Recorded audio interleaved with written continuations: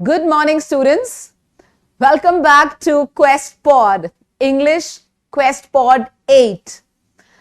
2 हफ्तों से मैं क्या क्वारंटाइन हुई, आपने तो इंग्लिश को आइसोलेट ही कर दिया, राइट?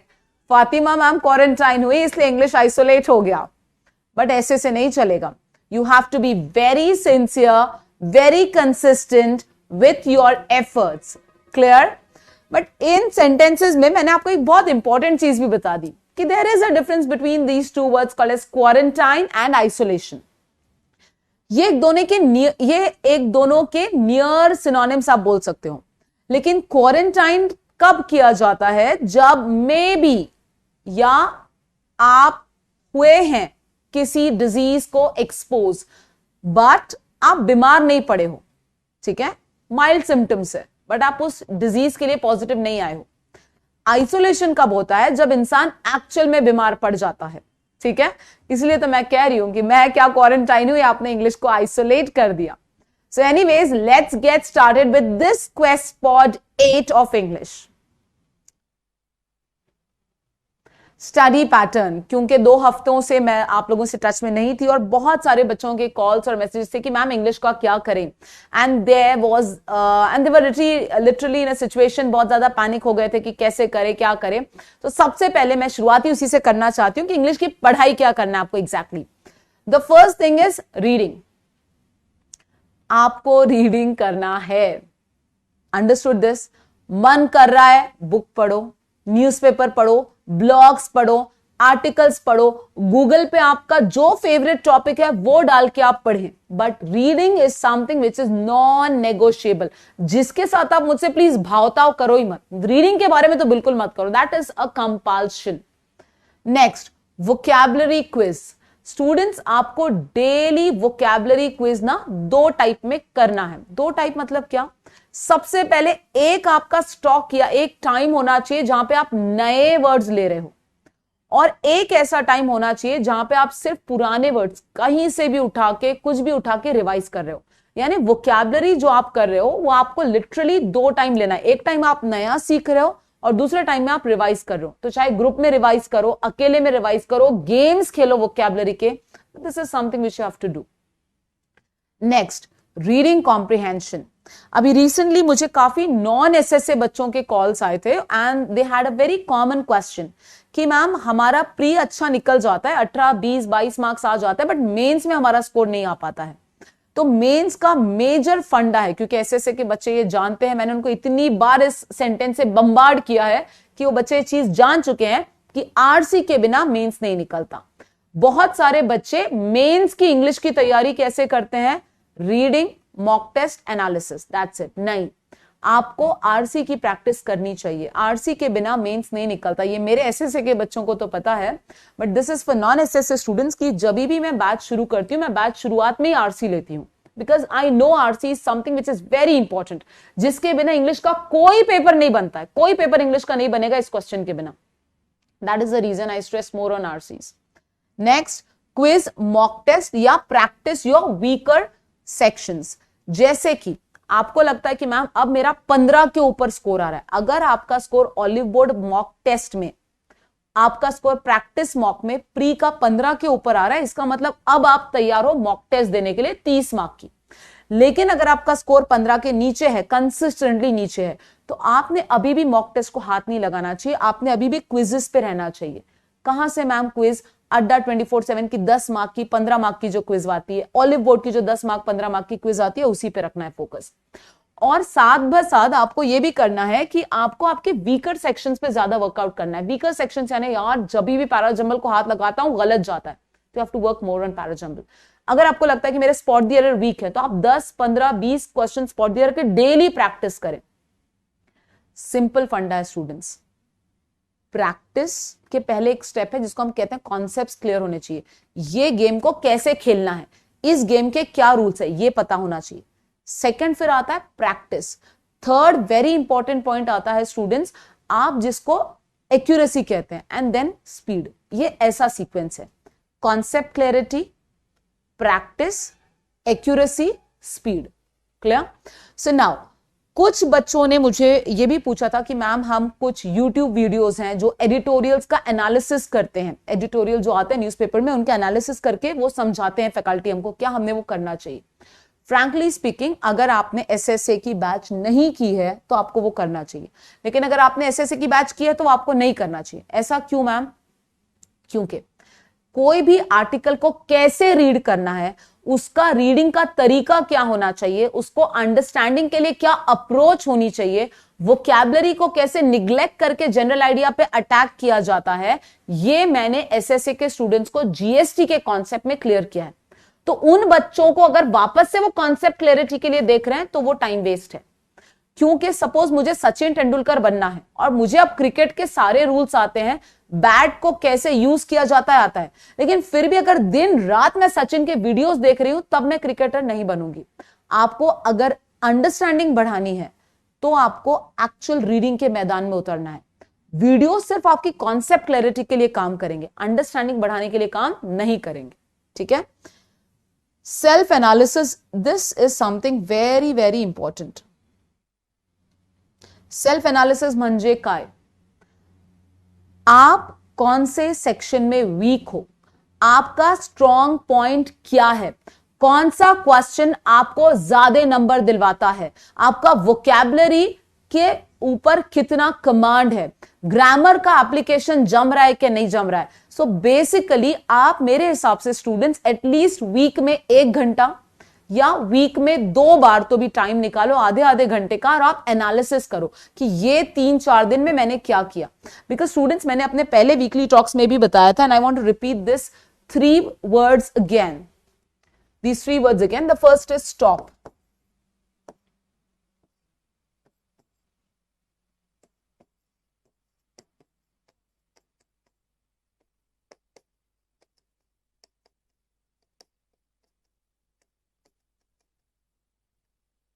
Start again.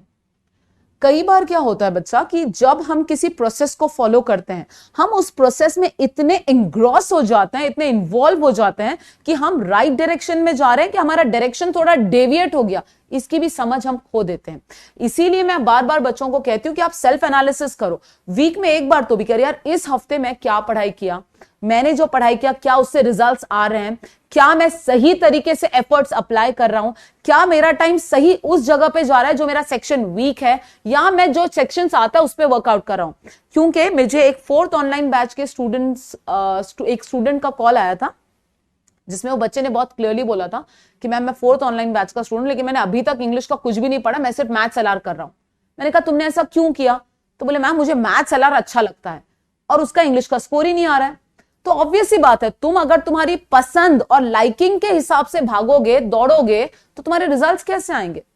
तुमको तो अपने कैलिबर के हिसाब से, तुम्हारी पोटेंशियल के हिसाब से वर्कआउट करना है। यानी मेरा अगर इंग्लिश अच्छा है लेकिन मैथ्स वीक है तो मेरा ज्यादा टाइम मैथ्स पे जाना चाहिए, मेरा मैथ्स एलआर अच्छा और इंग्लिश वीक है तो मेरा ज्यादा टाइम इंग्लिश पे जाना चाहिए। तो कम से कम हफ्ते भर में 1 घंटा सेल्फ एनालिसिस को दो कि यार इस वीक मेरा टाइम प्रोडक्टिवली इन्वेस्ट हुआ, क्या इस हफ्ते मैंने अपने स्कोर में कोई बढ़ोतरी ऐड की है, क्या मैं अपने रास्ते पे 1 कदम आगे गया हूं जहां मुझे मेरी मंजिल लेकर तक वो पहुंचा रहा है वो रास्ता। So this is very very important. You need to find out whether are you still on the right track और नॉट। इसी के लिए stop, reset and start again. चलती गाड़ी है, रुकाओ, सोचो कि मैं सच में सही डायरेक्शन में जा रहा हूं नहीं जा रहा हूं, and then you start again. Okay, next, group study will be beneficial. Students, बहुत सारे बच्चों का कोविड की वजह से, कुछ बच्चे क्वारंटाइन रहे, किसी का इमोशनल ट्रॉमा से गुजर रहे थे, तो इस टाइम पे इंडिविजुअल स्टडी का ज्यादा बेनिफिट नहीं रहता है, क्योंकि जब आप अकेले बैठते हो तो नेगेटिव थॉट्स गिर जाते हैं। सो this is the best time that you should go for group study. Group study आपको ऐसे समय पे ज्यादा बेनिफिशियल रहेगी। क्यों? क्योंकि ग्रुप पढ़ता है तो आपका मन करे ना करे आप पढ़ने को बैठ ही जाते हो। That's why group study will be very very important during this pandemic. Okay, next, students के डाउट्स। चलिए, स्टूडेंट्स के डाउट्स जो बहुत कॉमन थे, सारे बच्चों के इंडिविजुअल तो मैंने बहुत सारे क्वेश्चंस आंसर कर दिए हैं, बट कुछ इसमें से ऐसे डाउट्स थे जो बहुत सारे कॉमन थे कि ये बच्चों का, तो that's the only thing I am taking right now. New batch के स्टूडेंट्स का डाउट है कि मैम अभी बैच शुरू होने को 15 दिन है, क्योंकि हमारी नई batch 6th online batch 10th में से शुरू हो रही है। तो तो मैम 10th में तक शुभम सर ने तो हमको बोल दिया है कि इंग्लिश करना है, इंग्लिश करना है, बिकॉज शुभम सर और यस सर इतने सिंसियर हैं कि वो फातिमा मैम की बात बिल्कुल नहीं टालते। उनको पता है कि मैम बहुत चिल्लाती है अगर आपने बच्चों को इंग्लिश से डाइवर्ट किया तो। So anyways I should tell you about this कि इंग्लिश 15 दिन में क्या करना है आपको। 10th में से अगर बैच शुरू हो रही है तो और 24 अप्रैल से 15 दिन तक 2 सुधा मूर्ति जी की किताबें हैं। जितने बच्चों ने मुझे मैसेजेस किए हैं व्हाट्सएप पे, टेलीग्राम पे, वो 2 बुक्स मैंने फॉरवर्ड किए। वही 2 किताबें आपको 15 दिन में कंप्लीट करनी है, रीडिंग उसकी। वो 2 बुक्स पढ़ने के बाद आपको उस किताब में जो समझा, जो अच्छा दिखा, वो इंग्लिश में लिखना है और उसकी फोटो खींच के मुझे टेलीग्राम चैनल पे भेजनी है। इंग्लिश का इतना ही करना है। सेकेंड, आपके मोबाइल फोन में मेरियम वेबस्टर डिक्शनरी का ऐप डाउनलोड करना है। और जैसे आप कोई नया ऐप डाउनलोड करते हो गेम का या कोई भी नया ऐप, अगर आप फर्स्ट टाइम, तो आप कैसे खेलते हो उस ऐप के साथ, उसी तरीके से इस ऐप के साथ आपको खेलना है। क्योंकि इसमें कुछ ट्रू एंड फॉल्स के क्वेश्चंस हैं, कुछ MW क्विजेज हैं, वो क्विजेज आपको देना है। गलत आए नंबर, कम आए नंबर, ज्यादा आए नंबर, आपको खेलना है जैसे आप गेम्स खेलते हो। 2 ही चीजें करनी है 15 दिन में, ठीक है। सुधा मूर्ति जी की 2 किताबें पढ़नी है। सेकंड, आपको MW क्विजेस खेलना है, मरियम वेबस्टर डिक्शनरी के क्विजेस, ठीक है। नेक्स्ट, ओमकार वानखेड़े। ओमकार ने मुझे टेलीग्राम पे मैसेज किया है, वो मैसेज वैभव सर आपको यहां डिस्प्ले करेंगे। तो ओमकार का प्रॉब्लम यह था कि ओमकार ने RRB में हिंदी लिया और इस बच्चे का रिजल्ट सिर्फ हिंदी लेने की वजह से RRB का गया।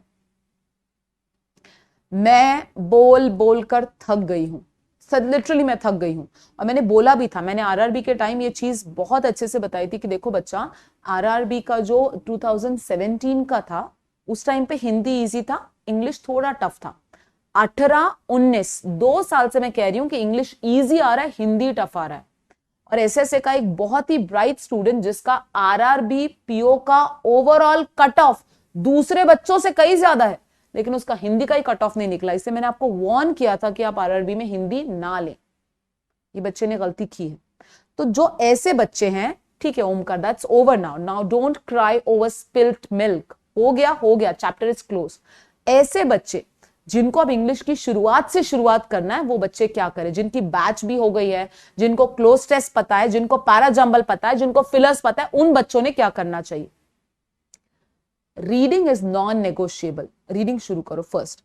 सेकेंड, आपको जितना हो सकता है RC पे कमांड रखो, क्योंकि RC के बिना मेंस नहीं निकलता। थर्ड, वोकैबुलरी खेलना है, बैठ के रजिस्टर लेके रट्टे नहीं मारना है, खेलना है वोकैबुलरी के साथ। और चौथा, मॉक टेस्ट विद एनालिसिस में अब उतर जाओ आप, ठीक है।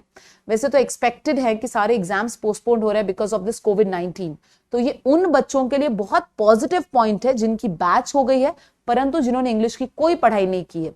तो आपके लिए ये ब्लेसिंग इन डिस्गाइज है अगर एग्जाम्स पोस्टपोन्ड हो रहा है because of this Covid wave, the second wave. तो आपके लिए ब्लेसिंग इन डिस्गाइज है। इस अपॉर्चुनिटी को बिल्कुल मत खो, आप इसको बिल्कुल मत खोना, इस पे तुरंत वर्कआउट करो। रीडिंग वोकैबुलरी के साथ खेलना है, रीडिंग कॉम्प्रिहेंशन अच्छे से करना है, and mock test with analysis. Clear. Next, 2-3 बार ये डाउट आ गया है टेलीग्राम चैनल पे, इसीलिए मैं यहां पे लेना चाह रही हूं कि मैम फॉर और सिंस में क्या फर्क है। ठीक है, टाइम को मैं 2 तरीके से डिफाइन करके लिख सकती हूं। एक होता है पीरियड ऑफ टाइम और दूसरा होता है point of time. Period of time बोला तो समय जब एट लेंथ हम लेते हैं, जैसे कि 10 years, 3 months, 2 hours, 5 minutes, ये हो गया पीरियड। पॉइंट यानी वेरी स्पेसिफिक, जैसे कि 1990 November 10:30 AM, okay, and then you can say 14th April. So this is point. कभी भी याद रखो पीरियड ऑफ टाइम के लिए आता है for और पॉइंट ऑफ टाइम के लिए आएगा since और from, since या from। जैसे कि I have been living in Aurangabad for the last 10 years. Correct English, मैं औरंगाबाद में पिछले 10 साल से रह रही हूं, लेकिन I have been living in Aurangabad since 2010. Correct English, क्योंकि यहां पे आपने 2010 बता दी. क्लियर? नेक्स्ट डाउट, रीडिंग का मन नहीं कर रहा. ये तो मतलब मैंने as it is sentence copy किया है यहां पे, क्योंकि इतने बच्चों का सेम डाउट था. और हंसी तब आती है जब बच्चे आधी बात मराठी आधी बात हिंदी में करते हैं मुझसे. सो मैम, रीडिंग का मन नहीं कर रहा, क्या करें? इसको मैं थोड़ा सा बाद में लूं मोटिवेशनल पार्ट में, या थोड़ा सा बता ही देती हूं. देखो बच्चा, बैंक की कुर्सी पे वही बैठेगा जिसको एक ऑप्टिमम, एक मिनिमम, एक रिक्वायर्ड लेवल का इंग्लिश आता है. वरना आपको अगर बैंक में जाना है तो सिर्फ आरआरबी पीओ का ऐसा रास्ता है जहां पे एक हिंदी ऑप्शन है जो क्रॉस करके आप बैंक में जा सकते हो. मतलब एक लेवल तक तो भी आपको इंग्लिश को लाना ही लाना है, तभी आप जाके बैंक की कुर्सी पे बैठोगे. भले आप इंग्लिश में 20 के ऊपर ना लो, 25 के ऊपर ना लो, मेंस में 30 के ऊपर ना लो, लेकिन एक कम से कम एवरेज मार्क्स, एक मिनिमम मार्क्स तो चाहिए. और वो सिर्फ रीडिंग से आएंगे, कोई और चीज से नहीं आ सकते. तो चाहे तुम्हारा मन करे चाहे तुम्हारा मन ना करे, तुमको रीडिंग करनी है. और ये बार बार तुमको याद कौन दिलाएगा? तुम्हारा लक्ष्य. ये चीज लगा तो अपने रूम में बड़े बड़े अक्षरों में लिखकर लगा दो कि without reading you won't become a banker. Clear? Next, पढ़ाई नहीं हो रही है. एज इट इज सेंटेंस मैंने लिया. आई कैन अंडरस्टैंड, बिकॉज इतनी नेगेटिविटी हो चुकी है सराउंडिंग में, एटमॉस्फेयर में. और मैं ये भी जानती हूं कि काफी बच्चे क्वारंटाइन रहे थे, किसी के पेरेंट्स एडमिट थे, किसी के कोई फैमिली मेंबर एक्सपायर हुए हैं. So I can understand that the situation is pretty tough to handle. कि हमारा माइंड न चाहते हुए भी अनसर्टेनिटी की तरफ बहुत जा रहा है. अरे कल क्या होगा, परसों क्या होगा, एग्जाम जून में होगी या नहीं होगी, अगले साल क्या होगा, पता नहीं. कई बार ऐसे भी दिमाग में ख्याल आते हैं कि पता नहीं कोविड का सेकंड वेव हम सर्वाइव कर पाएंगे या नहीं पाएंगे. मैं फिर कहती हूं बच्चा, अनसर्टेनिटी या फ्यूचर में क्या होगा ये हमारे हाथ में नहीं है. तो फिर हमारे हाथ में है क्या मैम? हमारे हाथ में सिर्फ प्रेजेंट है. मेरे हाथ में आज का दिन है. क्या मैंने आज का दिन प्रोडक्टिवली यूटिलाइज किया? इतना ही मेरे हाथ में है. कल क्या होगा इसके बेसिस पे मैं मेरा आज अगर सोच के खराब करूंगा तो आप गलती कर रहे हो. ऑब्वियस सी बात है बच्चा, कल कौन सा दिन क्या लेकर आएगा. कोविड का फर्स्ट वेव, लॉकडाउन देखने के बाद हम सब इसी उम्मीद में थे कि नाउ दिस इज ओवर. 2020 को हम डिलीट करने वाले थे अपने कैलेंडर में से. किसे पता था कि 2021 उससे भी ज्यादा खतरनाक निकलेगा. पूरे मैसेज ये है ना, let's delete 2020, let's delete 2020. So what will happen tomorrow? This is not under your control. तो फिर मैम हमारे कंट्रोल में क्या है? 2022 में क्या होगा ये मुझे नहीं पता, 2021 के दिसंबर में क्या होगा मुझे नहीं पता, लेकिन 2021 के 24 अप्रैल के दिन मैं क्या कर सकता हूं ये मेरे हाथ में है. Take the control of the present and leave the future to the almighty. This is what I say. Next, students undergoing emotional trauma. मैं बच्चों के नाम नहीं लेना चाहूंगी. मुझे काफी बच्चों के कॉल्स थे जिन्होंने पर्सनली फोन पे बच्चे रो रहे थे. किसी के डैड एक्सपायर हुए हैं, किसी के ग्रैंडफादर एक्सपायर हुए हैं, किसी की मम्मी एक्सपायर हुई है because of this covid. And this is really a heart wrenching thing to listen. दिल बहुत दहल जाता है ये चीज आप सुनते हैं. और लिटरली बच्चे फोन पे रो रहे थे. और उनको तकलीफ ये है कि मैम हम जिस ग्रुप में हैं वो ग्रुप के बच्चे पढ़ाई कर रहे हैं, हमारी पढ़ाई हो ही नहीं पा रही है. कैसे हो पाएगी? डैडी से या कोई फैमिली मेंबर या मम्मी से जो आप अटैचमेंट रखते हो इतने सालों का, वो 2 महीना, 10 दिन, 15 दिन में नहीं जाता है.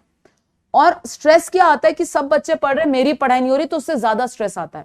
तो जो भी बच्चे जिनकी फैमिलीज कोविड की वजह से इफेक्ट हुई है वो बहुत बड़े इमोशनल ट्रॉमा से गुजर रहे हैं. तो मेरा आप सबको एक सजेशन है बच्चा कि आप अपने ऊपर अपने आप को फोर्स मत करो. कैसे कहते हैं ना कि नेचुरली अगर कोई चीज हो तो वो अच्छी होती है. आप आर्टिफिशियली कोई इंपैक्ट करोगे तो मुश्किल जाएगा. साइकोलॉजी में भी एक रूल है कि अगर कोई इंसान इमोशनल ट्रॉमा से गुजर रहा है, किसी फैमिली मेंबर का लॉस है, तो उसको टाइम दो. 10 दिन, 15 दिन, 1 महीना, वो धीरे धीरे उस चीज से बाहर निकलेगा. तो स्टूडेंट्स जो इमोशनल ट्रॉमा से गुजर रहे हैं, अपने आप को प्रेशर मत दो, अपने आप को फोर्स मत दो. अरे आज इतनी पढ़ाई होनी चाहिए, नहीं. आपका जितना मन कर रहा है, आज आधा ही घंटा पढ़ना है, ठीक है आधा घंटा करो, नो प्रॉब्लम. नहीं यार आज 15 मिनट ही हुई वोकैबुलरी, ठीक है, no problem. Don't pressurise yourself because already तुम एक कितने बड़े प्रेशर से गुजर रहे हो। ज्यादा प्रेशराइज करोगे तो कुछ भी नहीं होगा, और जो आता है वो भी भूल जाओगे। Getting this point? जो आता है वो भी भूल जाओगे। So don't do this. Let time heal everything. समय को भी समय दो, don't be in a hurry, because जो बच्चे तुम्हारे साथ एग्जाम देने वाले हैं वो उस हालात से नहीं गुजरे जो जिस हालात से तुम गुजर रहे हो, ठीक है? So give time to yourself, let yourself come down to its normal state. Emotional trauma बहुत तकलीफ दे चीज होती है, और जितना होता उतनी पढ़ाई करो, प्रेशराइज मत करो। मत करो न्यूज़पेपर रीडिंग, बुक रीडिंग करो। बुक रीडिंग नहीं हो रही है तो ऑडियो बुक सुनो। ऑडियो बुक नहीं सुन रहे हो तो सदगुरु के, गौर गोपाल दास के लाइफ को रिलेटेड, स्पिरिचुअलिटी को रिलेटेड बहुत अच्छे वीडियोस हैं इंग्लिश में, वो सुनो आप। But give time to yourself, time will heal everything, okay? Next, और ग्रुप मेंबर्स प्लीज हेल्प करो ऐसे बच्चों की, please help other students, because when you help others ना you will also get in return, मतलब इन द सेंस आप जब किसी की मदद करते हो ना तो आपका भी ध्यान पढ़ाई की तरफ बढ़ता है। कैसे मैम? बिकॉज मैं नाम नहीं लेना चाहूंगी again, because I don't want to offend any of the student. एक स्टूडेंट है जिसका बहुत बड़ा प्रॉब्लम है, मेडिकल इशू है। तो मैंने क्या किया, उस बच्चे ने कुछ एग्जाम्स क्रैक किए हैं, तो मैंने कुछ स्टूडेंट्स के उस बच्चे के नंबर दिए कि आप इससे बात करो। बच्चे ने काफी एग्जाम्स क्रैक किए बट उसकी ज्वाइनिंग नहीं हुई है because of some medical issue. तो कुछ दिन के बाद वो बच्चा खुद मुझे कॉल करके बताता है कि मैम जब मैंने बच्चों के प्रॉब्लम सुने तो मुझे लगा कि मेरा प्रॉब्लम कुछ भी नहीं है, अब तो मैं और अच्छी पढ़ाई करूंगा। So this is the impact, when you help others you get a positive impact, you get a life of gratitude. Okay, now let's get ready with the wordsmith, और आज हम लेंगे the Harsha Bhogle words. Okay, Harsha Bhogle के words लेंगे। जैसे कि आप सभी जानते हैं Harsha Bhogle is a very well known commentator cricket के, और इनको कहा जाता है वॉइस ऑफ क्रिकेट भी। So let's go with the first word today, और आज कोशिश की है कि मैक्सिमम वर्ड्स मैं क्रिकेट से लूं ताकि आपको याद रहे। The first is magnificent. Magnificent, जैसे कि आप देख सकते हैं सौरव गांगुली जिस तरीके से अपनी शर्ट निकाल के वेव कर रहे हैं, that shows the magnificent win of team India at Lord's, England. So magnificent यानी something which is very grand, sumptuous, lavish, शानदार जिसको हम कहेंगे, दैट इज मैग्निफिसेंट। तो अगर शाहिद कपूर की पिक्चर शानदार का नाम हमको इंग्लिश में रखना होता तो you could have gone for magnificent. Next, नज। नज, नज करना बेसिकली जेंटली टच करना या पुश करना। जनरली इसको क्रिकेट में यूज करते हैं commentators nudging on the backfoot के नाम से। It's a verb. Magnificent is an adjective. Okay, magnificent win, magnificent game, magnificent play, adjective. Nudge, nudge एक verb है, nudging on the back foot. So आपने देखा होगा कि किस तरीके से ये batsman he is nudging on the back foot to hit the ball. Nudging on the back foot यानी अदर से बॉल को टच करना, ठीक है? Next, to be bowled over. To be bowled over यानी बहुत ज्यादा शॉक हो जाना, सरप्राइज हो जाना, एस्टोनिश हो जाना, अमेज्ड हो जाना। जैसे कि इसकी हिंट तो मुझे वैभव सर ने दी है कि इस बार के आईपीएल में रॉयल चैलेंजर्स बैंगलोर आरसीबी की टीम का परफॉर्मेंस देख के सब लोग बोल्ड ओवर हैं। For example, everyone is bowled over by the performance of RCB, Royal Challengers Bangalore, right? Next, B cricket. B cricket का मतलब होता है ईमानदारी से खेलना, yes, to play fair, okay? But B cricket को generally हम कैसे यूज करते हैं? नेगेटिव सेंटेंसेस में यूज करते हैं। जैसे कि मैम बी क्रिकेट का मतलब होता है ईमानदारी से कोई गेम खेलना, लेकिन हम इसको नेगेटिवली यूज करते हैं। For example, generally Australian team, जब आप बॉल टैंपरिंग डालते हो तो ऑस्ट्रेलियन टीम सबसे पहले सामने आती है। So we can say that the game of team Australia is not cricket. The game that team Australia plays is not cricket. यानी वो जनरली बॉल टेम्परिंग ज्यादा करते हैं, ईमानदारी से नहीं खेलते हैं। सो बी क्रिकेट यानी ईमानदारी से करना कोई भी काम, ईमानदारी से खेलना, ईमानदारी से देना, ईमानदारी से कोई भी एक्टिविटी करना। लेकिन इसको हम नॉट के साथ ज्यादा यूज करते हैं, इसीलिए the game that team Australia plays is not cricket, is not fair, ये बोलना है। नेक्स्ट, मैसिव, मैसिव यानी ह्यूज, बिग, क्रिकेट में तो ये बहुत बार आता है। For example, Sachin hits the ball massively, such a massive win, such a massive hit, such a massive century by Sachin Tendulkar, a huge win। तो बेसिकली आप देख सकते हैं जनरली जब सचिन आते हैं पिच पे खेलने तो ये वर्ड कमेंटेटर्स के मुंह से काफी कॉमन हो जाता है, such a massive hit, such a massive win, such a massive century। On a sticky wicket, on a sticky wicket थोड़ा सा इनफॉर्मल है, इसका मतलब होता है कि किसी को डिफिकल्ट या ऑकवर्ड सिचुएशन में डाल देना, किसी को डिफिकल्ट या ऑकवर्ड सिचुएशन में डाल देना। फॉर एग्जांपल, जनरली जब बारिश आती है तो क्रिकेट की पिच या क्रिकेट का गेम डीले हो जाता है, अबेंडन हो जाता है, तो वहां पे ये यूज हो सकता है, the rain made a sticky wicket out of the field, the rain made the game a sticky wicket out of the field, you can say this way। तो मतलब बेसिकली एक डिफिकल्ट सिचुएशन में डाल देना, एक ऑकवर्ड सिचुएशन में डाल देना, that is a sticky wicket. Clear? Next, चलिए आज के ग्रामर पे जाते हैं।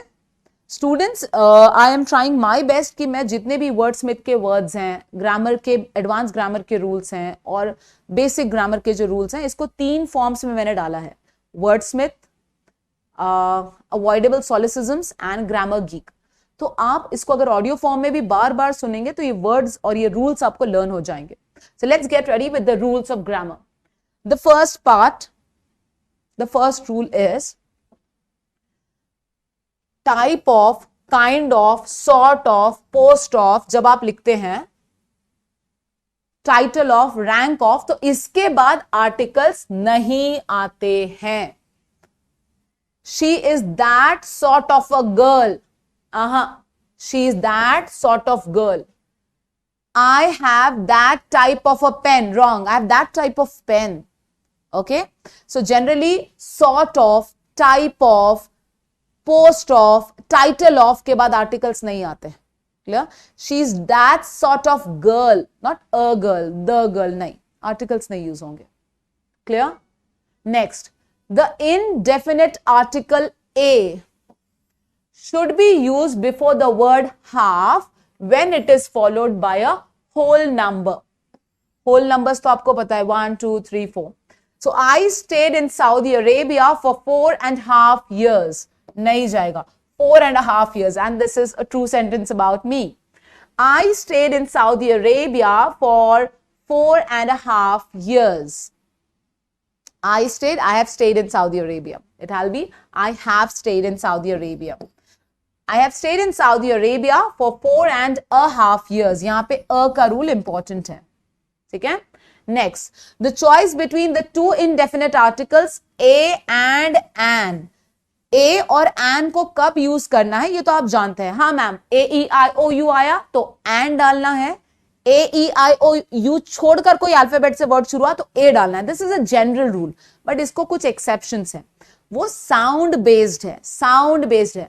जैसे कि अ यूनिवर्सिटी, क्योंकि वाई यू का साउंड आता है। A union, a useful book, correct. A $1 note, O आने के बाद भी ये WON का साउंड लेते हैं, a $1 note. A 1 man army. An MA, MA यानी म ए नहीं बोलते हैं, एम यानी ऐसा साउंड निकल रहा हो।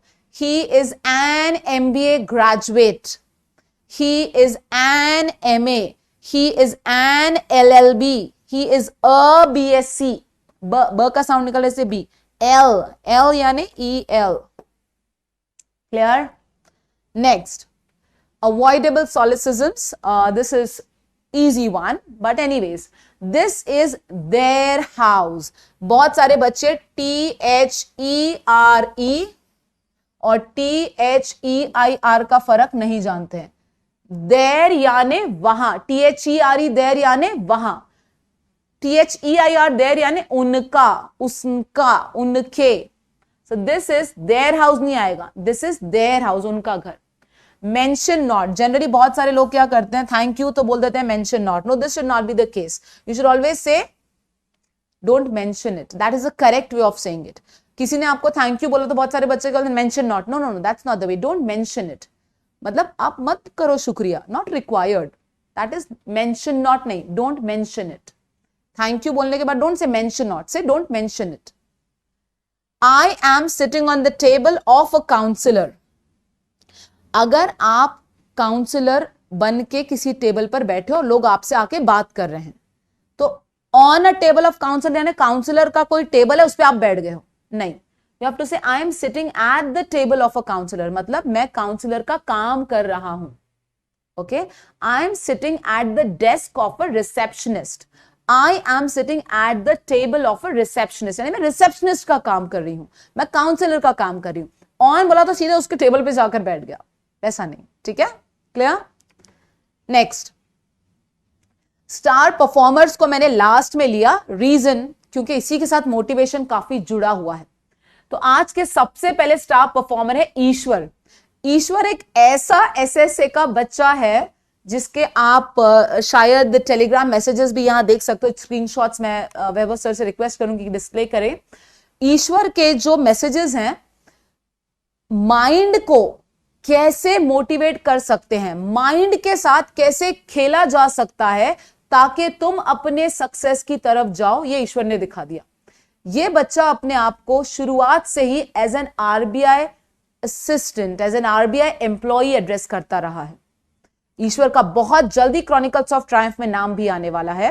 Very soon you will be having the opportunity to see this student in the video of chronicles of triumph. तो ईश्वर का मैं आपको बता दूं, currently he has got his SBI assistant posting. उन्होंने एसबीआई को ज्वाइन कर लिया ईश्वर ने। आरबीआई ईश्वर ने ऑलमोस्ट क्लियर कर लिया क्योंकि आरबीआई का वेटिंग रिजल्ट है इसीलिए। बट ईश्वर का मैं आपको एक चीज बताऊं कि इस बच्चे ने जैसे ही लॉकडाउन शुरू हुआ, ई बुक लाइब्रेरी नाम का इंग्लिश एसएसए का एक चैनल बनाया जिसपे ये बच्चा रोज सुबह मोटिवेशनल कोट्स डालता है और करंटली काफी बुक्स इन्होंने इस पे अपलोड किए जिसका बहुत सारे बच्चों को बेनिफिट भी हुआ है। So hats off Ishwar, and very soon Ishwar की कहानी, ईश्वर की जुबानी हम लोग सुनेंगे। Very good Ishwar, keep it up. Vishal, Vishal के मार्क्स मैं यहां पे स्क्रीन पे डिस्प्ले करना चाहूंगी। He has been a consistent performer. मतलब जिस तरीके से मैं जब इस बच्चे के मॉक टेस्ट एनालिसिस देख रही थी, मुझे इतनी खुशी हुई कि इस बच्चे का स्कोर कंसिस्टेंटली 18 के ऊपर ही है, इंग्लिश का नीचे आने दे ही नहीं रहा है, because he is pretty consistent with his reading part. So I really appreciate you for that, Vishal.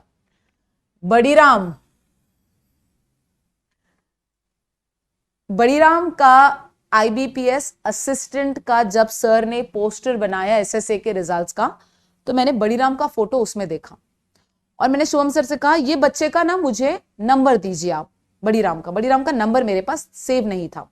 तो मैंने बड़ीराम का फोन नंबर लिया और मैंने फोन करके सबसे पहला सवाल ये किया, तुम्हारा रिजल्ट आया, तुमने मुझे बताया नहीं। मैंने कहा मैम आप, उसने जवाब दिया कि मैम आप पोस्टर देखेंगे तो आपको पता चल ही जाएगा। मैंने कहा बड़ीराम तुम्हारा रिजल्ट बहुत बड़ी अचीवमेंट है, आईबीपीएस असिस्टेंट का ही तो आया है मैम। मैंने कहा बहुत बहुत बड़ी अचीवमेंट है बड़ीराम।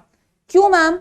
क्योंकि बड़ीराम का जो इंग्लिश का स्कोर था, एग्जाम का स्कोर, इंग्लिश का एग्जाम का स्कोर बड़ीराम का नेगेटिव से लेके मैक्सिमम 2 रहा है। चाहे प्री हो, मेंस हो, मेंस हो क्वालिफाई की नहीं हो बच्चे ने, क्योंकि उसके बच्चे के प्री नहीं निकलते थे।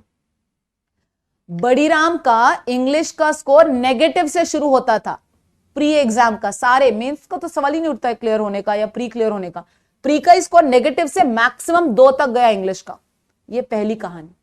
फिर बड़ीराम ने क्या किया, 12.5 आईबीपीएस असिस्टेंट मेंस क्लियर किए वो बच्चे ने। I think he has got bank of India.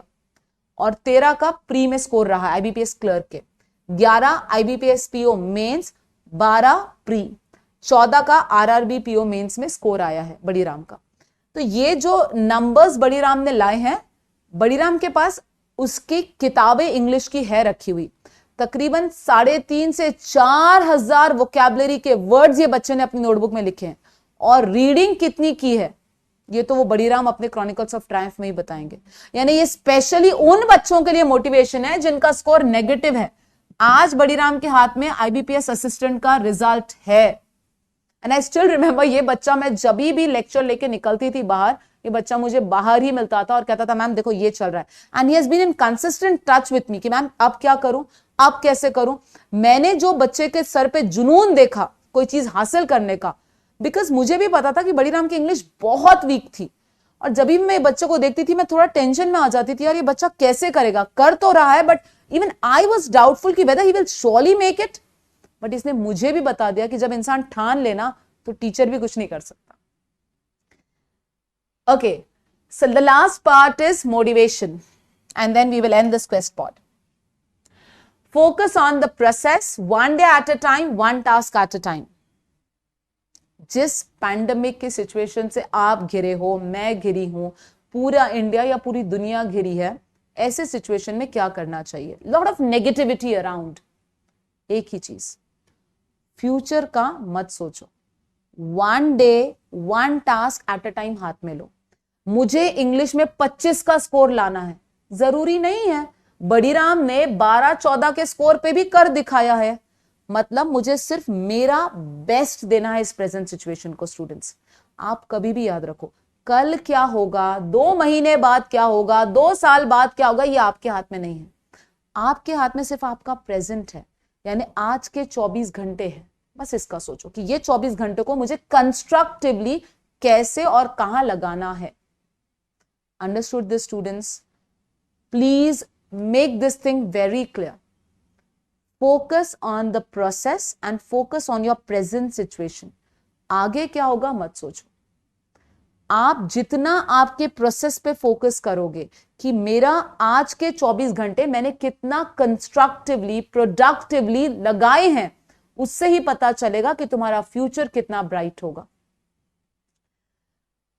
My daughter, my eldest daughter, she is almost 10 years now, and she keeps on asking me one thing कि मम्मा हर चीज जब डेस्टाइंड है, जब आप कहती हो, because I also give her some sort of spiritual training कि know almighty है, डेस्टाइंड है हर चीज, तो फिर मम्मा मेरे हाथ में क्या है? आपके हाथ में आप अपने लाइफ के सिर्फ सचिन तेंदुलकर हो। आओ पिच पे, सेंचुरी मारो, जाओ। इंडिया हारेगी, इंडिया जीतेगी, that is none of your concern, क्योंकि जितनी बार सचिन ने सेंचुरी मारा है 99% उतने टाइम इंडिया जीती है। मतलब तुम अगर अपने लाइफ के सचिन तेंदुलकर बन जाओगे, तुम अच्छा खेलोगे, तो 99% चांसेस है कि तुम जीतोगे, जीत तुम्हारी होगी। Understood this students? कल क्या होगा वो उसके हाथ में है, आज मैं क्या कर रहा हूं ये मेरे हाथ में है। तो जो अपने हाथ में है इस पे फोकस करो।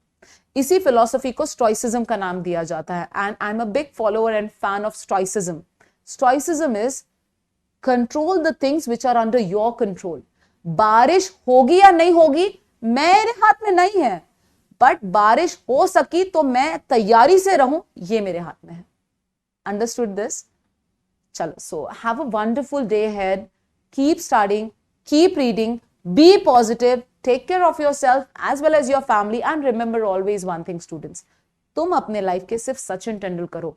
इंडिया जीतेगी हारेगी ये तुम्हारे हाथ में नहीं है, सिर्फ तुम्हें सेंचुरी बनाना है और जाना है। फ्यूचर उसके हाथ में, प्रेजेंट मेरे हाथ में। ठीक है, चलो, thank you so much, take care.